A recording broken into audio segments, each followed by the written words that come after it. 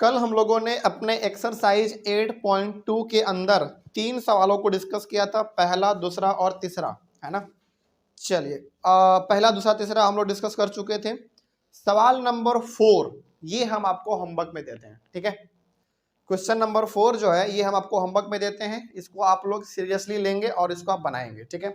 हर कोई, आप लोग भी और आप लोग भी एक बार ट्राई कीजिएगा कि क्वेश्चन नंबर आपको 4 बनाना है। नहीं बनेगा उसके बाद तो फिर हम बताएंगे ही, लेकिन आप कोशिश करेंगे एक बार कि क्वेश्चन नंबर 4 जो है आपका एक्सरसाइज 8.2 का, ये आपको डिस्कस करना है, ठीक है। ये आपको बना के रखना है। चलिए आगे बढ़ते हैं। क्वेश्चन नंबर 4 हमने ये आपको होमवर्क दिया। क्वेश्चन नंबर 5 पे आ जाइए। क्वेश्चन नंबर 5 को डिस्कस करेंगे। इसका डायग्राम यहाँ पे बना हुआ है, इसमें क्या कहा गया है वो भी हम लोग समझेंगे, लेकिन इसके पहले ना थोड़ा सा हम आपको समझाना चाहते हैं मिड पॉइंट थ्योरम का कन्वर्स, क्योंकि उसका इस्तेमाल हम लोग इसमें करने वाले हैं, ठीक है। चलिए थोड़ा सा बस इसके ऊपर आप ध्यान में रखेंगे, क्योंकि ये भी कई बार पूछ लिया जाता है। तो दोनों चीज हम आपको दोबारा बता देते हैं बहुत ही शॉर्ट मेथड से। मिड पॉइंट थ्योरम, हालांकि इसको आप बहुत ही गहराई से अब जान चुके हैं, ये मिड पॉइंट थ्योरम क्या होता है ना। एक बार फिर से हम दोबारा आपको बता देते हैं। देखिए, मिड पॉइंट थ्योरम में बेसिकली आपने क्या पढ़ा था? मिड पॉइंट थ्योरम में बेसिकली आपने ये पढ़ा था कि एक ट्रायंगल होगा आपके पास, ठीक है। एक ट्रायंगल होगा, ट्रायंगल के किसी भी दो साइड पे आपका दो मिड पॉइंट होगा, उसको एक लाइन से आप ज्वाइन करोगे। तो जैसे ही आप ज्वाइन करोगे, यानी कि आपके पास ट्रायंगल है A B C, midpoint आपने दो को ले लिया, एक मिड पॉइंट यहाँ पे और एक यहाँ पे, इसका नाम P और इसका नाम Q रख दो। इस साइड पे आपने लिया P और इस साइड पे लिया आपने Q, इन दोनों को आपने ज्वाइन कर दिया। तो मिड पॉइंट थ्योरम ये कहता था कि जब आप दो मिड पॉइंट को आपस में ज्वाइन करते हैं तो वो लाइन इसके साथ पैरेलल हो जाता है, और पैरेलल के साथ साथ वो आधा भी होता है, ठीक है। ये हमने आपको कल बताया था। इसका मतलब यहाँ पे हम ये कह सकते हैं कि PQ जो है ना वो BC के साथ पैरेलल है, और साथ ही साथ PQ जो है वो आधा है किसका? BC का। कोई दिक्कत नहीं, ये हमारा कहलाता था मिड पॉइंट थ्योरम। लेकिन अब इसका ना थोड़ा सा आप उल्टा देखो, converse of mid point theorem, ठीक है, क्योंकि उसका इस्तेमाल हम लोग सवालों में करने वाले हैं, वो भी बहुत आसान है। Converse of mid point theorem, ये हम आपको सवाल पे लेके जाने से पहले इसलिए बता रहे हैं ताकि आपका कॉन्सेप्ट क्लियर हो जाए, पहला बात, और दोबारा सवाल में इसका हम लोग कैसे इस्तेमाल करेंगे वो आराम से आपको पता चल जाएगा। अब देखो, converse of mid point theorem में क्या होता है, बहुत ध्यान से समझिएगा, क्योंकि यही आपका इन दो सवाल में लागू होने वाला जो अभी हम आपको बताने वाले हैं। A B C. अच्छा, आप एक बात पहले बताइए, हम इसमें आप क्या प्रूफ करते थे? इसमें आप ये प्रूफ करते थे मिड पॉइंट थ्योरम में कि यदि ये मेरा दो मिड पॉइंट है, यदि हम उसको ज्वाइन कर देंगे ना तो ये इसके साथ पैरेलल हो जाएगा। इसमें आप ये साबित करते थे, लेकिन इसमें क्या होगा, इसमें दो पैरेलल लाइन पहले से ही दिया हुआ रहेगा, ठीक है। तो एक ये हो गया और एक यहां पे आपका ये हो गया, ओके। इसमें आप दो पैरेलल लाइन होगा आपस में साबित करते थे, लेकिन इसमें आपको साबित करना नहीं है, इसमें दोनों पहले से ही पैरेलल दिया हुआ रहेगा। तो जब भी पैरेलल पहले से दिया हुआ रहे और किसी भी एक साइड पर मिड पॉइंट दिया हुआ रहे, चलो इसका नाम रख दो Q, तो यहां पे भी ऑटोमेटिक आपका क्या हो जाएगा, एक मिड पॉइंट हो जाएगा। यही आपका converse of mid point theorem. एक बार दोबारा बताते हैं, दोबारा, इन दोनों में फर्क है, बिल्कुल फर्क है। क्या फर्क है दोबारा समझिए आप इसको। इसमें हम लोग क्या करते थे, इसमें बेसिकली हम लोग मिड पॉइंट थ्योरम में दो मिड पॉइंट हमारा होता था, उसको हम लोग ज्वाइन करते थे तो वो इसके साथ पैरेलल होता था, इसमें हम लोग पैरेलल साबित करते थे। लेकिन कन्वर्स में क्या होगा, पहले से ही पैरेलल दिया हुआ रहेगा और किसी भी एक साइड पर एक मिड पॉइंट दिया हुआ रहेगा। तो converse of mid point theorem ये कहता है कि यदि यहाँ पे मिड पॉइंट है एक साइड पे और ये दोनों पैरेलल लाइन है, तो ये भी आपका क्या होगा, एक मिड पॉइंट ही होगा। यानी कि एक मिड पॉइंट इसमें पहले से दिया हुआ रहेगा और दो पैरेलल लाइन आपस में पहले से दिया हुआ रहेगा, तो ये भी आपका क्या हो जाएगा, मिड पॉइंट हो जाएगा। यही आपको इसमें ध्यान में रखना है, और यही आपका है मिड पॉइंट का कन्वर्स। सिंपल, अब तो कोई दिक्कत नहीं है। चलिए अब आइए आप अपने इस मेन सवाल पे, ये क्या कहता है अब समझते हैं थोड़ा सा इसको गहराई से, और इसमें क्या डिस्कस करना है वो भी देखते हैं। चलिए सवाल पढ़ते हैं पहले। इन अ पैरेललोग्राम ABCD कहाँ है? ABCD ये हमारा एक पैरेललोग्राम है। जैसे ही पैरेललोग्राम कहा वैसे ही आपको पैरेललोग्राम का सारा प्रॉपर्टी याद हो जाना चाहिए। ठीक है, आगे बढ़ते हैं फिर। E and F are the mid points of side AB and CD respectively। देखिए E और F मिड पॉइंट है किस साइड का? AB साइड का मिड पॉइंट हमारा E है, तो इसका मतलब हो गया कि जितना हमारा ये होगा उतना ही हमारा ये होगा। उसी प्रकार से F जो है ना वो भी मिड पॉइंट है साइड CD का, तो इसका मतलब यहां से यहां जितना होगा उतना ही यहां से यहां होगा। ओके, इतना आपको समझ में आ गया। आगे, so that the line segments AF and EC, AF और EC, AF यहां से यहां ये वाला और EC यहां से यहां, ये दोनों लाइन सेगमेंट क्या करता है? ट्राइसेक्ट द डायगोनल BD, यानी कि जो डायगोनल आप देख रहे हो B से लेकर D, इसको यानी कि जो डायगोनल आप देख रहे हो B से लेकर D तक, इस डायगोनल को ये लाइन और ये लाइन ट्राइसेक्ट करता है, मतलब 3 इक्वल पार्ट में डिवाइड करता है। एक पार्ट, 2 पार्ट, 3 पार्ट, 3 पार्ट में डिवाइड किया हुआ तो है, लेकिन तीनों इक्वल होंगे, ये आपको प्रूफ करके बताना है। सिंपल सा, ठीक है। चलिए अब इसमें क्या गिवन है पहले हम लोग वो लिख लेते हैं, फिर आगे हम लोग इसको देखेंगे। गिवन इसमें बहुत ही ध्यान से लिखिए। सबसे पहले तो ABCD आपका एक पैरेललोग्राम है। देखो, यदि हमसे कोई पूछे कि सर इस क्वाड्रिलेटरल चैप्टर में सबसे मशहूर सवाल और सबसे कॉम्प्लेक्स तरीके से यदि कहा जाए तो आप कौन सा बोलोगे? हम यही वाला बोलेंगे, क्योंकि देखो हालांकि बनाने के बाद तो उतना कुछ नहीं है इसमें, लेकिन पहली बार आप इस सवाल को देखोगे ना तो डायग्राम ही उठपटांगे इसका। इस प्रकार का डायग्राम अभी तक हम लोगों ने नहीं देखा। क्या इस चैप्टर में कभी मिला आपको ऐसा डायग्राम? बिल्कुल नहीं मिला। बड़ा सिंपल सिंपल मिलता था, लेकिन इस बार का डायग्राम ही थोड़ा सा पेचीदा है, बड़ा एकदम बहुत ही अलग तरीके से देखने में लग रहा है। तो मेरे हिसाब से इस पूरे चैप्टर का जो सबसे मशहूर सवाल बन सकता है, जिसमें कि आपको उलझाया जा सकता है, वो सवाल आपका ये वाला है। इसलिए हम ये चाहेंगे कि आप इसको विशेष रूप से याद रखेंगे। ठीक है, याद नहीं रखेंगे बल्कि विशेष रूप से समझेंगे और इसको माइंड में 2-3 बार समझेंगे कि कैसे क्या हुआ, तो आपको समझ में आ जाएगा। चलिए, तो ABCD हमारा पैरेललोग्राम था। आगे बढ़ते हैं। उसके बाद E and F are the midpoints of sides। E किसका मिड पॉइंट था? AB का, AB एंड CD। तो यहां पे हमने क्या लिखा है? सिंपल सा, ABCD एक पैरेललोग्राम है जिसमें E और F जो है वो साइड AB और CD का मिड पॉइंट है। ठीक है, आगे बढ़ते हैं। इतना ही काफी है, रहने दीजिए। अब टू प्रूफ में आइए आप। टू प्रूफ ये करना है कि ये जो डायगोनल BD है, इसका ये पार्ट, ये पार्ट, ये पार्ट, तीनों आपस में क्या है? इक्वल है। आपको ये इसमें साबित करना है। तो सिंपली हम लोग इसमें ये लिख सकते हैं कि DP बराबर PQ, PQ बराबर QB। बेसिकली ये हिस्सा और ये हिस्सा आपस में बराबर होंगे। यही आपको इसमें साबित करके दिखाना है। चलिए अब आइए आप इसके मेन हिस्से पे, यानी कि इसके प्रूफ पे। बहुत ही ध्यान से समझना, क्योंकि डायग्राम ही इसका बहुत ही पेचीदा है। देखते हैं, आइए जरा इस पे। सबसे पहले बात आपको इसमें आप हमको ये बताएंगे कि यदि मेरा ABCD, देखो इसमें ना लिखना कम, समझना ज्यादा पड़ेगा, आपको लॉजिक लगाना पड़ेगा, इसलिए ध्यान से समझिए इसको।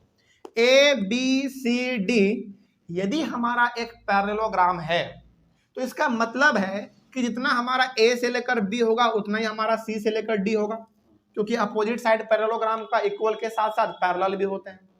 तो यदि मान लीजिए कि यदि मेरा A से लेकर 10 सेंटीमीटर है, तो वो भी हमारा 10 सेंटीमीटर होगा। ओके, पैरेलल भी है, ठीक है। अब यदि हमारा पूरा 10 सेंटीमीटर है और इसका यदि ये मिड पॉइंट है, तो यहां से लेकर यहां 5 होगा, यहां से लेकर भी 5 यहां होगा। उसी प्रकार से यदि मेरा पूरा 10 था, तो यहां से यहां 5 होगा, फिर यहां से लेकर यहां 5 होगा।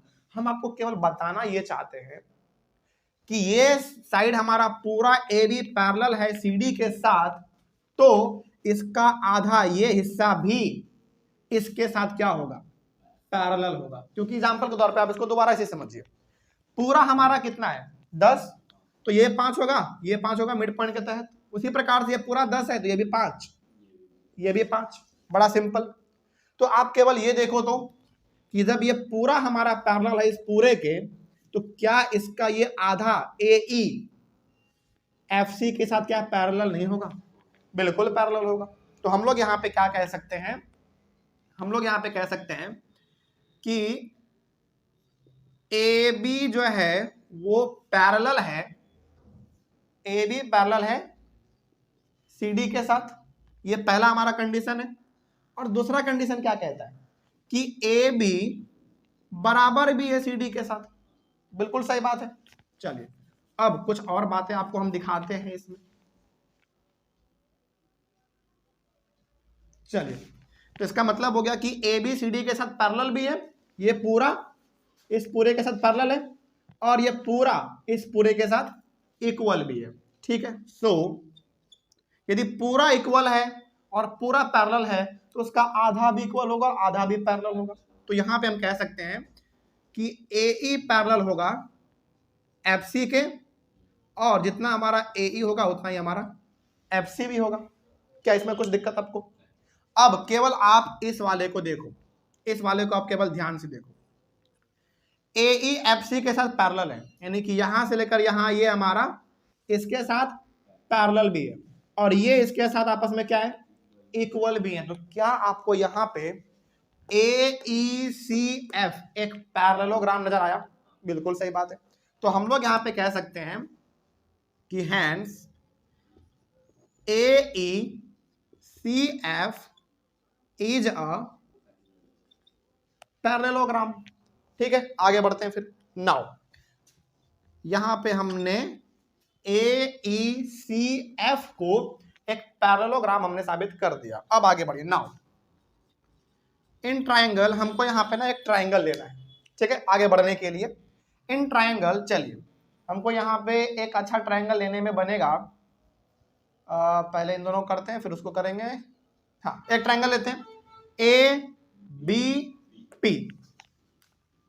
ABP ये ट्रायंगल हमने लिया। ट्रायंगल बस ध्यान से देखो आप, ABP। अब यहाँ पे कुछ ना आपको हम दिखाना चाहेंगे। ABP ट्रायंगल में इस साइड के ऊपर हमारा E क्या था, मिड पॉइंट था, और ये पूरा हमारा क्या है, एक पैरेललोग्राम है। दोबारा समझिए आप, मेरे हिसाब से आप कंफ्यूज हो गए होंगे। समझिए, ट्रायंगल आपका कौन सा, ABP। ठीक है, इसको आप देखो बस, एक ट्रायंगल आपको इसमें दिख रहा होगा। ये साइड इसके साथ पैरेलल है कि नहीं, पहले आप ये बताइए। बिल्कुल पैरेलल है। क्यों भाई? ये इसके साथ पैरेलल इसलिए है क्योंकि ये पूरा हमारा क्या था, एक पैरेललोग्राम। तो ये आधा भी आधा के बराबर मतलब पैरेलल होंगे। ठीक है, ये इस ट्रायंगल में ये इसके साथ पैरेलल भी है, पहला बात। दूसरा बात, एक साइड पे हमारा ये मिड पॉइंट भी है। तो automatic converse of mid point के थ्योरम के अनुसार ये भी हमारा क्या हो जाएगा, इसका मिड पॉइंट हो जाएगा। क्योंकि ट्रायंगल ये क्या कहता था कि एक ट्रायंगल में यदि एक दो लाइन आपस में पैरेलल है, पहले से ही साबित है आपको, इसमें भी तो दोनों पैरेलल है। ठीक है, और किसी एक साइड पे मिड पॉइंट है तो उस वो भी इसके सामने वाला क्या होगा, मिड पॉइंट ही होगा। तो यहां पे आप लोग आ जाइए दोबारा।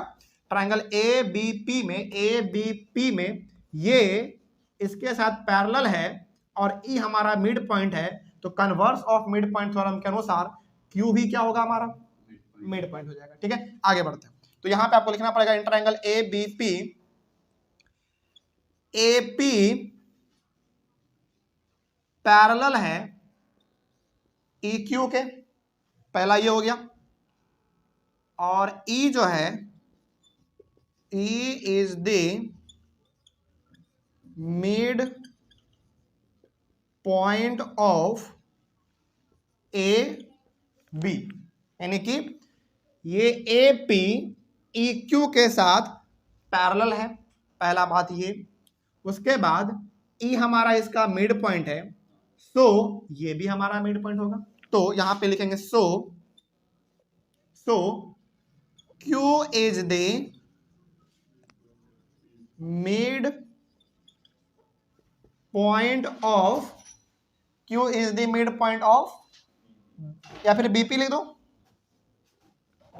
बीपी, और यहां पे आप रीजन लिखना मत भूलना। हाँ, by converse of mid point theorem. तो कोई भी टीचर जब देखेंगे ना कि क्यों हमारा मिड पॉइंट बीपी का क्यों हुआ, मिड पॉइंट थ्योरम के कन्वर्स के अनुसार हुआ, ठीक है, इस तरीके से। अब आप थोड़ा सा लॉजिक दोबारा लगाइए, इस बीपी का क्यू हमारा क्या बन चुका है, मिड पॉइंट बन चुका, तो इसका मतलब है जितना पी क्यू होगा उतना ही हमारा क्यू भी होगा। सिंपल, मिड पॉइंट का मतलब क्या होता है, दो इक्वल पार्ट में डिवाइड कर देना, तो जितना ये उतना ही ये, सिंपल। चलिए आगे बढ़ते हैं। हैंड्स, यहां पे आप लिखोगे हैंड्स, ऐसे छोड़ दो, ऐसे करो, hence P Q equals to Q B, कोई दिक्कत नहीं ना इसमें, इसको आप मान लो इक्वेशन नंबर फर्स्ट। ऐसा ही काम हमको एक बार और करना पड़ेगा, क्योंकि आपने अभी मात्र इसको इसके साथ बराबर किया है, इसका काम तो अभी तक आपने किया ही नहीं, तो इसको करना पड़ेगा। चलो, इसके लिए हमको एक दोबारा ट्रायंगल लेना पड़ेगा, थोड़ा सा उसको मिटाना पड़ेगा हमको। ऑनलाइन वाले बच्चे सबसे पहले आप उसको कॉपी एक बार कर लीजिए कि मिड पॉइंट थ्योरम और converse of mid point theorem में क्या डिफरेंस है, बस, ठीक है। हालांकि डायग्राम तो दोनों लगभग सेम लग रहा है, लेकिन दोनों में फर्क है, ठीक है। चलिए मिटा दे इसको।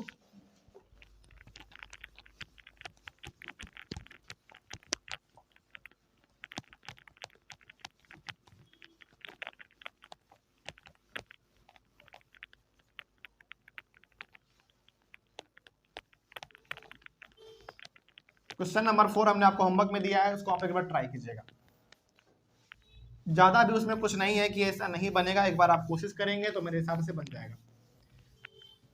चलिए, जो काम हमने यहाँ पे किया है एक बार हम वही काम एक और ट्रायंगल के साथ करेंगे, लेकिन इस बार देखना पड़ेगा कौन सा ट्रायंगल लेते हैं। देखिए, आपने ये ट्रायंगल लिया था ए बी पी, तो आपने इसको बराबर साबित कर दिया।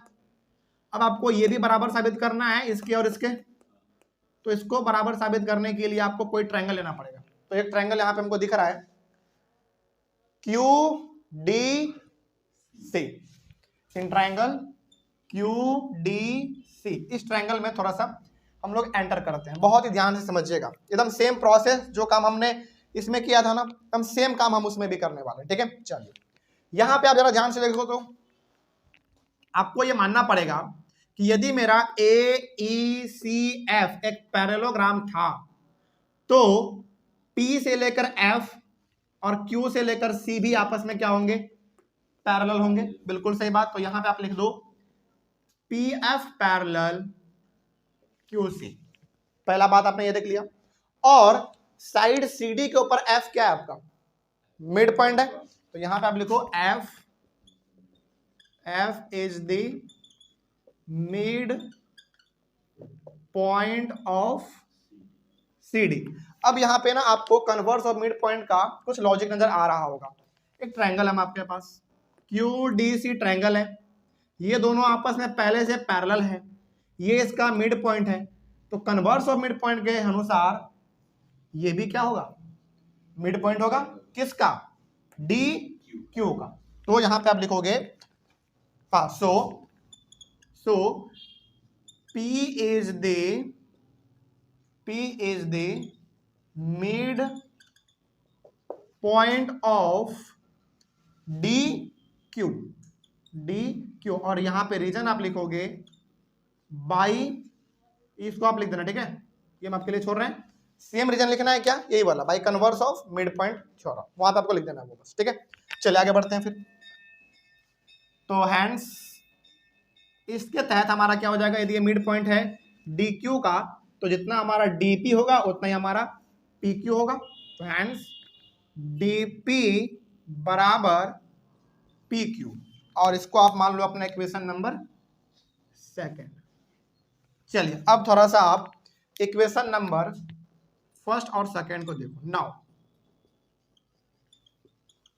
From equation first and second, equation first और सेकंड को देखते हुए आप क्या लॉजिक नजर आ पा रहा है आपको, एक बार पहले लिख देते हैं दोनों, ठीक है।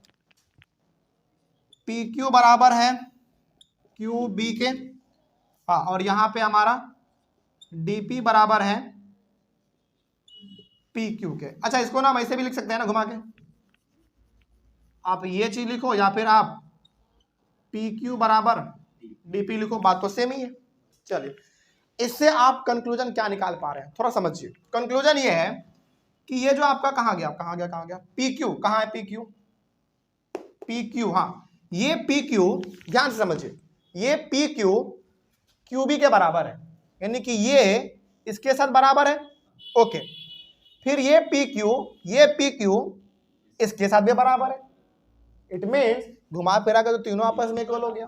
थोड़ा सा और समझना है तो आप इसको ऐसे भी समझ सकते हैं कि पी क्यू क्यूबी के बराबर है, तो मान लीजिए कि यदि ये 5 है, ये भी 5, इसमें क्या कहा दिया कि पी क्यू डीपी के भी बराबर है, यानी कि ये 5 है, ये भी 5 होगा, तो 5 5 5 तीनों ऑटोमेटिकली हमारा बराबर। तो हम यहां पे कह सकते हैं hence DP equals to P Q equals to Q B. बस आपका सवाल कंप्लीट हुआ।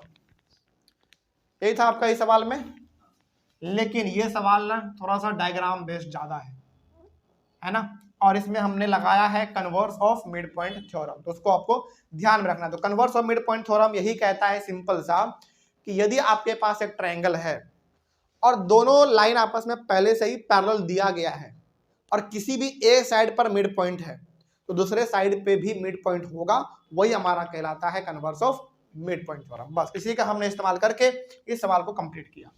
ठीक है ना, कोई दिक्कत नहीं इसमें।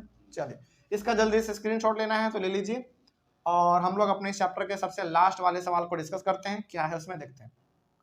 सवाल नंबर 5 हो गया कंप्लीट। सवाल नंबर 6 देखते हैं। सवाल नंबर 6 देखने वाले हैं, लेकिन वो होगा हमारा पुराने वाले एनसीईआरटी बुक के अकॉर्डिंग क्वेश्चन नंबर नहीं 7। ठीक है, नए वाले बुक में तो सोचना ही नहीं है आप लोगों को, वो तो जैसा है वैसे हम लोग ऑर्डर वाइज चल रहे हैं।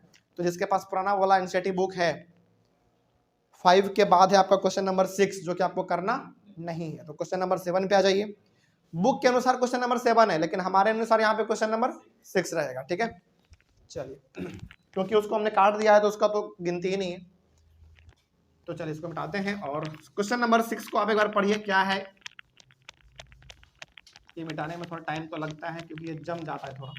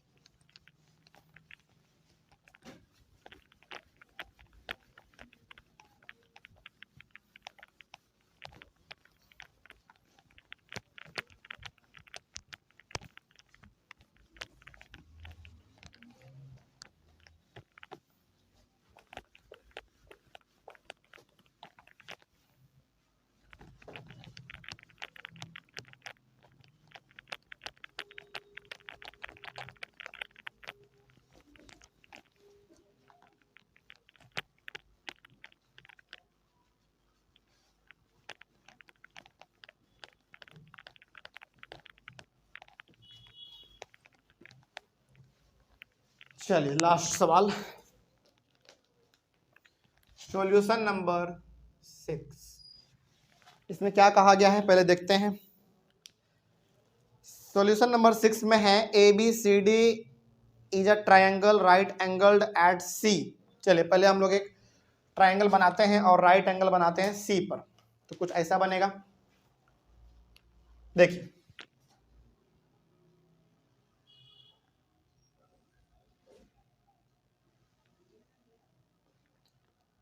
राइट एंगल हमारा यहाँ पे होता है और यहाँ पे देना आपको C, तो आप इसको A दे दो और ये B दे दो। ठीक है, चलिए ये हो गया। अगला कहा गया a line through the mid point M of hypotenuse AB। अच्छा, AB जो आपका है हाइपोटेनस, इसके ऊपर आपको एक मिड पॉइंट लेना है, उसका नाम रखना है आपको M। ओके, आगे बढ़ते हैं। AB and parallel to BC intersect AC at D। मतलब कि इस मिड पॉइंट से आपको एक लाइन खींचना है और इसका नाम रखना है आपको D, जो कि इस BC लाइन के साथ क्या होगा, वो पैरेलल होगा। आपको यही इसमें करना है। ठीक है, आगे बढ़ते हैं। सो दैट, अब इसमें क्या क्या शो करना है वो हम लोग देखेंगे, लेकिन पहले सवाल को समझिए ये क्या था। सवाल सिंपल सा कह रहा है कि आप एक राइट ट्रायंगल बनाओ, लेकिन राइट एंगल जो है ना वो किस पे होना चाहिए, सी पॉइंट पे होना चाहिए। तो हमने बनाया यहाँ पे ए बी और यहाँ पे 90 है, यानी कि राइट एंगल है, तो हमारे यहाँ पे सी आ गया। अब इसमें ये कहा गया कि आप एक मिड पॉइंट बनाओ हाइपोटेनस ए बी पे। तो हमारा हाइपोटेनस ये ए बी है, उस पर आपने मिड पॉइंट बनाया, उसका नाम कहा था एम देने के लिए, तो हमने एम दे दिया। उसके बाद कह रहा है ना कि आप इस एम से एक सीधा लाइन खींचो, उसका नाम रखो आप डी, इस पॉइंट का नाम रख दो आप डी, जो कि बीसी के साथ क्या होगा, पैरेलल होगा। इतना कुछ आपको गिवन है, तो पहले आप कुछ गिवन है जो उसको लिख लीजिए पहले, आगे देखेंगे क्या शो करना है इसमें। Given A B C is a right angled triangle. ABCD, sorry ABC हमारा क्या है, एक राइट एंगल ट्रायंगल है। ठीक है, आगे बढ़ते हैं। उसके बाद एम मिड पॉइंट है, M is the mid point of A B. तो एम हमारा मिड पॉइंट है ए बी का।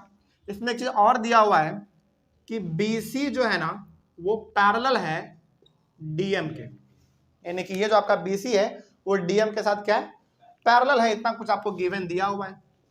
अब टू प्रूफ में आइए। टू प्रूफ में बेसिकली आपको तीन चीज प्रूफ करना है, तो वो क्या क्या है एक बार लिख लेते हैं। पहले में है कि D is the mid point,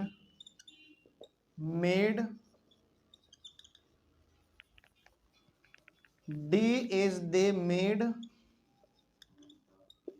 point of AC. पहला आपको ये करना है प्रूफ। दूसरे में आइए, दूसरे में आपको प्रूफ करना है एमडी जो है वो परपेंडिकुलर है एसी पर। और तीसरा प्रूफ करना है इसमें सीएम बराबर होगा एमए के और एमए बराबर होगा एबी के हाफ के। ये इतना कुछ आपको इसमें प्रूफ करना है। अब आइए आप इसके मेन हिस्से प्रूफ पर, यहीं पे हमारा मेन काम चालू होता है और पहले वाले प्रूफ को हम लोग देखेंगे। बहुत ही ध्यान से समझिएगा इसको।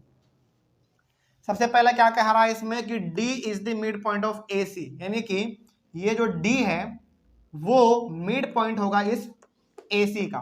ये हमको पहले प्रूफ करना है। बड़ा सिंपल सा है, पहला तो ऐसे ही हो जाएगा, क्योंकि देखो आपको यहाँ पे सिंपल सा ट्रायंगल दिख रहा है ABC। पहला बात ये। दूसरा बात ये इसके साथ पैरेलल है। तीसरा बात ये कि ये मिड पॉइंट भी है। तो हमने आपको बताया था converse of mid point theorem में कि जब भी ट्रायंगल में दो लाइन आपस में पैरेलल हो और किसी भी एक साइड पर मिड पॉइंट हो, तो वो लाइन जिस पे जाएगा वो पॉइंट भी क्या हो जाएगा, मिड पॉइंट हो जाएगा। तो सिंपल सा आपको इसमें करना क्या है, इसमें सिंपल सा करना ये है कि पहले में कि in right triangle A B C, right triangle A B C में हमको साफ दिख रहा है कि बी सी जो है वो डीएम के साथ पैरेलल भी है और मिड पॉइंट क्या है, सॉरी एम क्या है, इसका मिड पॉइंट है। M is the midpoint of AB. So, हाँ M हमारा मिड पॉइंट है AB का। D is also the midpoint, हाँ मिड पॉइंट ऑफ AC। लेकिन रीजन यहाँ पे आपको छोड़ना नहीं है, हाँ converse of mid point theorem, ये लिख देना है आपको। कहने का मतलब होगा कि ट्रायंगल में ये इसके साथ पैरेलल है और एम हमारा मिड पॉइंट है इसका, तो कन्वर्स ऑफ मिड पॉइंट का थ्योरम के अनुसार ये भी हमारा मिड पॉइंट होगा एसी का। सिंपल। तो पहला वाला आपका कंप्लीट हो गया, प्रूफ हो गया। तो D is the mid point of AC, बस हो गया पहला वाला कंप्लीट। दूसरे वाले पे आप यहाँ पे आ जाओ। दूसरे में क्या प्रूफ करना है, दूसरे में प्रूफ करना है कि MD जो है, कहाँ MD, ये MD परपेंडिकुलर है AC पर, इस पे। इसका मतलब हो गया कि यदि आप इसको 90 प्रूफ कर दो या फिर आप इसको 90 प्रूफ कर दो तो परपेंडिकुलर हो जाएगा। सिंपल सा। चलिए इसमें ना कुछ चीजें हम आपको दिखाना चाहेंगे, बड़ा सिंपल सा। इसमें देखो आप ध्यान से देखोगे ना तो ये DM BC के साथ पैरेलल है, तो हमारा ये AC पूरा ट्रांसवर्सल का काम कर रहा है, तो इसमें कुछ चीज आपको लिखने पड़ेंगे, तो वो आप लिखते चलो। इन राइट ट्रायंगल ABC, इसमें हमको दिख रहा है कि BC जो है वो पैरेलल है DM के साथ, ओके। और यहाँ पे हमारा AC, हाँ AC इज अ ट्रांसवर्सल, यानी कि ट्रायंगल राइट ट्रायंगल ABC में BC DM के साथ पैरेलल है, पहला। दूसरा चीज, इसमें AC पूरा का पूरा काम कर रहा है ट्रांसवर्सल का, ठीक है। इसके अकॉर्डिंग ये जो एंगल हमारा होगा, इसको नाम दे देते हैं 1 और इसको नाम दे देते हैं 2। तो एंगल 1 बराबर एंगल 2। रीजन बता सकते हैं आप? कॉरस्पॉन्डिंग एंगल, बिल्कुल सही। यहां पे आप लिख देना कॉरस, CORR, एक मिनट, CORRESPON, कॉरस्पॉन्डिंग एंगल्स। बस अब देखो, कॉरस्पॉन्डिंग एंगल थोड़ा सा हो सकता है कि आप लोग भूल गए होंगे, तो बता देना चाहते हैं आपको कि दो पैरेलल लाइन होता है, एक ट्रांसवर्सल होता है, ठीक है। इसमें इसी के अकॉर्डिंग बताते हैं, नहीं तो ज्यादा आप कंफ्यूज हो जाओगे। इसमें होता क्या है ना कि ये एंगल इस एंगल के इक्वल होते हैं, या फिर आप इसको ऐसे भी कह सकते हो कि ये वाला इसके इक्वल होते हैं, सिंपल सा। तो क्या इसी प्रकार का कुछ आपको इसमें दिख रहा है? ये लाइन पैरेलल है, ये पूरा हमारा ट्रांसवर्सल का काम कर रहा है, ये ऊपर वाला इस ऊपर वाले के बराबर होता है, रीजन कॉरस्पॉन्डिंग एंगल, ठीक है। चलिए आगे बढ़ते हैं फिर।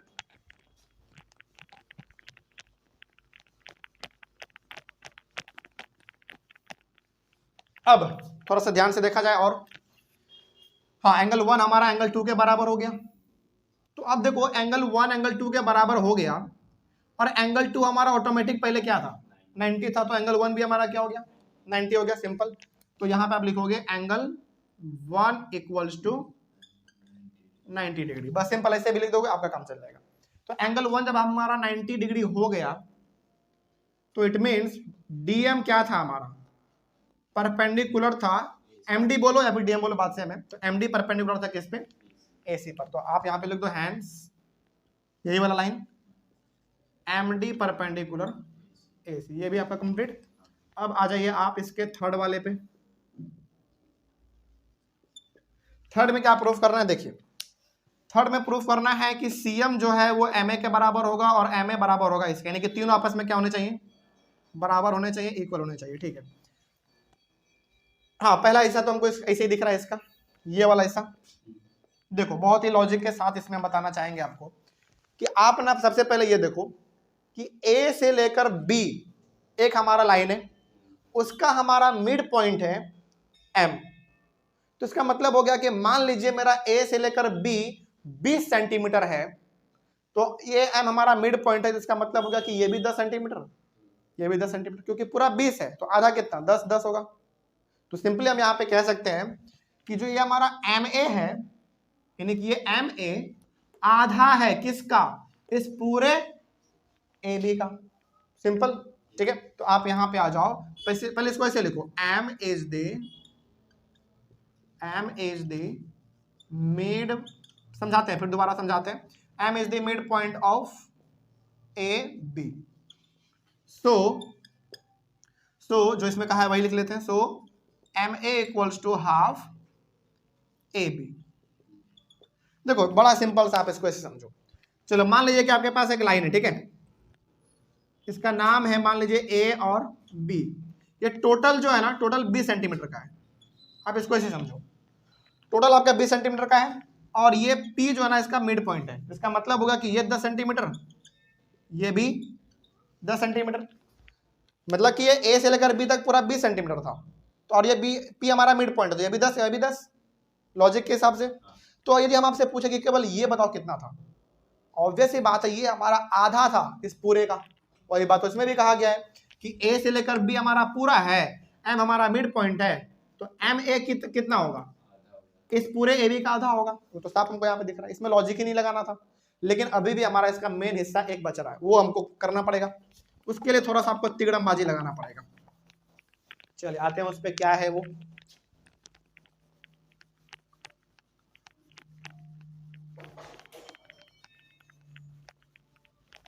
देखिए इसमें आपको क्या करना है, ये तो आपने कर दिया, ये वाला हिस्सा आपने प्रूफ कर दिया, ये वाला कर दिया आपने, लेकिन ये अभी भी बच रहा है ना। और इसमें क्या चाहिए आपको, सी एम चाहिए, यानी कि सी से लेकर एम आपको ज्वाइन करना पड़ेगा। तो करने के लिए ज्वाइन यहाँ पे करेंगे ना, फिर गंदा लगने लगेगा। एक डायग्राम उधर बना देते हैं, ठीक है ना। यहाँ पे आ जाइए आप, सबसे बेहतर रहेगा, यहाँ पे आ जाइए। और इस तरीके से हमारा था, यहाँ पे था हमारा M, यहाँ पे है D, इसको इस तरीके से ज्वाइन किया गया है। ये है A, B और C। तो इसमें हमको ज्वाइन क्या करना है, ज्वाइन करना है C से लेकर M तक। तो आप इसको ऐसे ज्वाइन कर दो, ओके ठीक। चलिए C से लेकर M तक हो गया हमारा ज्वाइन। अब हमको काम करना है, हाँ अब ठीक है, अब सही है, अब आराम से हो जाएगा। अब यहाँ पे ना हमको प्रूफ ये करना है कि ये जो CM है MA के बराबर है, ये हमको साबित करना है। तो सिंपली आप इसमें दो ट्रायंगल ले सकते हैं, आपको इसमें दो ट्रायंगल दिख रहे हैं। अच्छा यहाँ पे तो अब ये भी आपका प्रूफ हो चुका है ना कि ये 90 है और ये भी आपका 90 है। कहाँ से पता चला आपको, आपने यहाँ पे प्रूफ कर दिया है। MD जो वैसे ही पे परपेंडिकुलर है, तो इसका मतलब ये भी 90 और ये भी 90, ये दोनों 90 है, आपने पहले ही प्रूफ कर दिया है।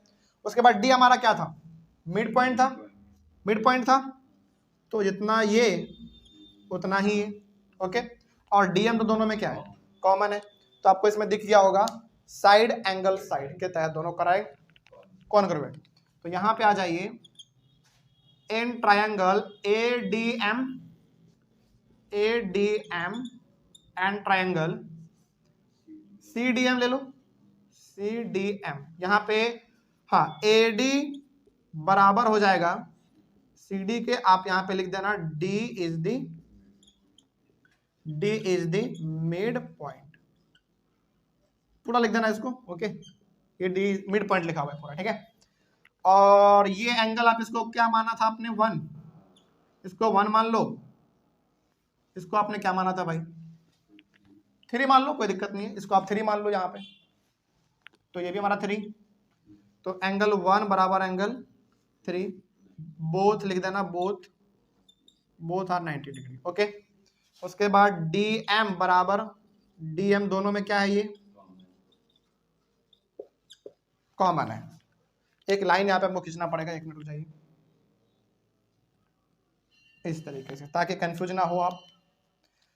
हाँ तो hence triangle ADM is congruent to triangle CDM by side angle side, इसके तहत दोनों हमारा कॉन्ग्रुएंट हो गया। तो हम लोग यहाँ पे कह सकते हैं कि सो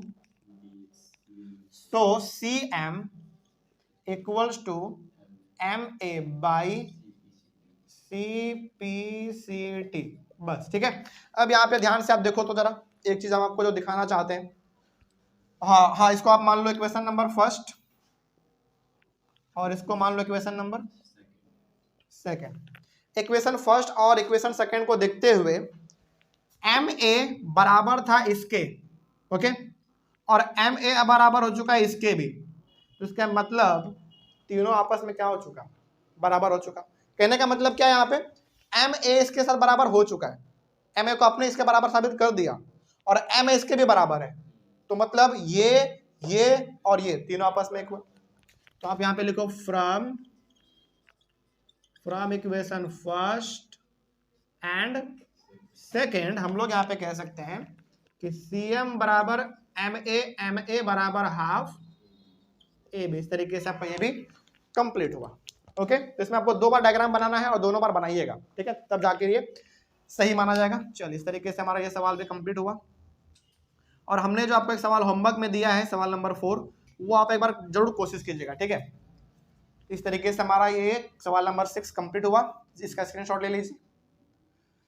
सवाल नंबर 6 के साथ ही क्या ये चैप्टर कंप्लीट समझा जाए, बिल्कुल बिल्कुल। 2 एक्सरसाइज था और 2 एक्सरसाइज में से हमने मात्र आपको होमवर्क 2 क्वेश्चन दिया है, ठीक है। तो आपका ये जिम्मेदारी बनता है कि आप उन दोनों क्वेश्चन को एक बार बनाएंगे, नहीं बनेगा तो क्लास में आके पूछेंगे और आप लोग एक बार कमेंट कर दीजिएगा कि हाँ नहीं बना, डाउट है तो दोबारा उसको बताया जाएगा, ठीक है। तो इस तरीके से हमारा ये चैप्टर क्वाड्रिलेटरल पूरी तरीके से खत्म होता है। अब तो मेरे हिसाब से कहीं पे कोई दिक्कत नहीं होना चाहिए। अब मेरे हिसाब से जब आप एनसीईआरटी को या फिर आपके पास आर.एस. अग्रवाल है उसको भी, या फिर आपके पास आर.डी. शर्मा है, किसी प्रकार का बुक आपके पास है, आप उसके सवालों को बनाइए आराम से। लॉजिक उसमें क्या लगाना है ये आपको समझ में आ जाएगा अब, ठीक है। लेकिन हाँ, बनाने से पहले मेरा एडवाइस ये रहेगा कि आप एक बार चीज़ों को रिवाइज जरूर कर लीजिएगा, ठीक है ना। अलग अलग पॉइंट हमने डिस्कस किया था चैप्टर में। शुरुआती 2 क्लास तो हमारे केवल इंपॉर्टेंट टर्म्स और इंपॉर्टेंट चीज़ों को समझने में चला गया। उसके बाद फिर 2-3 क्लास हम लोगों ने थ्योरम के बारे में डिस्कस किया था। उसके बाद फिर हम लोग सवाल को बनाना चालू किए हैं, तो आराम से हमारा ये बनता भी था, ठीक है। तो जब भी आप सवाल को बनाने के लिए जाएंगे तो पिछले कुछ पेजेस को उठा के पलट के रिवाइज करके जाइएगा, तो आराम से आपको एक कॉन्फिडेंस भी आएगा और आप उसको इस तरीके से हैंडल भी कर पाएंगे, ठीक है ना। तो क्या ये चैप्टर कंप्लीट समझा जाए? चले, तो क्वाड्रिलेटरल चैप्टर हमारा कंप्लीट हुआ। अगले वाले क्लास में हम लोग मिलेंगे अपने एक नए चैप्टर के साथ और एक नई शुरुआत के साथ। तब तक thank you very much and have a nice day.